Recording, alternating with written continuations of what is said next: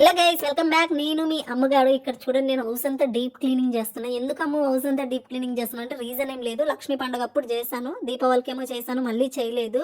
అందుకని చెప్పేసి చాలా మంత్స్ 3 మంత్స్ దగ్గర దగ్గర అవుతుంది కదా, అన్ని మంత్స్ అట్లా చేయకుండా ఉండకూడదు. నాకు ఇల్లంతా డస్ట్ కనిపిస్తుంది అని చెప్పేసి ఇల్లంతా డీప్ క్లీనింగ్ చేస్తున్నా.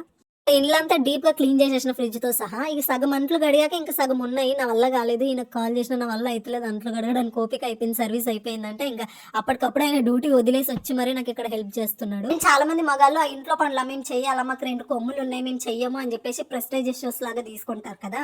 ఇంట్లో కడిగినంత మాత్రాన, బట్టలు ఉతికినంత మాత్రాన మగాడు కాకుండా పోడండి. ఆడు మగాడు కాడు అంటే ఎట్లాంటి స్టేజ్ అంటే, ఇంట్లో బంగారం లాంటి భార్యను పెట్టుకొని రోడ్ల మీద పోయి ఎగ్గు లేకుండా వచ్చేపోయి ఆడవాళ్ళని చూస్తాడు చూడు, వాడు ఆడు.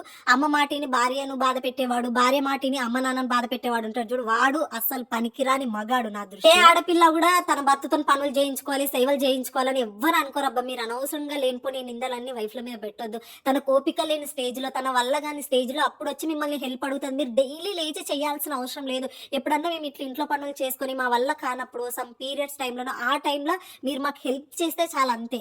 దానివల్ల వచ్చే నష్టం ఏం లేదు. అప్పుడప్పుడు భార్యలకి అట్లా హెల్ప్ చేస్తూ ఉండండి. ఇంట్లో నిజంగా 24/7 వర్క్, మనం ఎంత వర్క్ చేస్తే అంత వర్క్ ఉంటుంది గైస్. ఇంట్లో వర్క్ ఉండదు అని అనుకోవద్దు. అది 2 ముగ్గురున్నా 10 మంది ఉన్న వర్క్ ఉండే వర్క్ ఖచ్చితంగా ఉంటుంది. సో అప్పుడప్పుడు భార్యలకి హెల్ప్ చేస్తూ ఉండండి. దానివల్ల నష్టమేం లేదు. మీరు మీ భార్య బాగుంటే చాలు. ప్రతి హస్బెండ్ కి ఇంకొక వైఫ్ గురించి ఒక సీక్రెట్ చెప్పాలా, మీరు ఎంత బాధ పెట్టినా అప్పుడప్పుడు ఇలాంటి చిన్న చిన్న పనులు చేస్తూ ఉంటారు చూడండి, ఇంట్లో పనులు. భార్య అవన్నీ మర్చిపోతాను, నిజం చెప్తున్నా.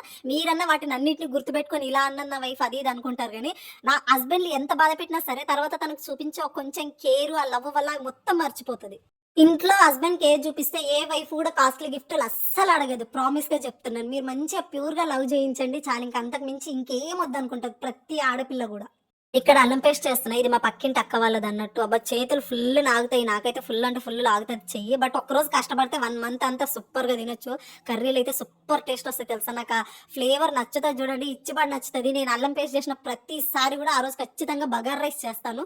సూపర్ ఉంటుంది. ఎక్కువ అల్లం పేస్ట్ వేసి బగార్ రైస్ చేస్తే నాకు చాలా అంటే చాలా ఇష్టము. మీలో ఎంతమందికి ఇష్టం చెప్పండి. డియర్ బ్రోస్, మీ వైఫ్ లను అర్థం చేసుకోండి. అమ్మ నాన్నను వదిలేసి మిమ్మల్ని నమ్ముకొని వస్తాం మేము. మీరు వచ్చి ఒక 1-2 డేస్ మా పుట్టిండ్లలో ఉండమంటే ఉండరు, కానీ మీరెవరో, మీ పేరెంట్స్ ఏంటో, మీ ఫ్యామిలీ ఏంటో తెలియకుండా వచ్చి మీ వాళ్ళతో తిట్టించుకొని మీకు అన్ని సేవలు చేస్తాం కదా.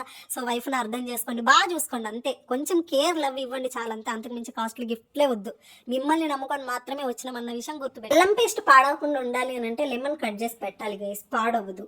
ఇంత అల్లం పేస్ట్ వచ్చింది, 1 మంత్ వస్తుంది మాకు. నేను ఫుల్గానే వాడతా అల్లం పేస్ట్, ఎందుకంటే కర్రీలు సూపర్ టేస్ట్ రావాలి కాబట్టి.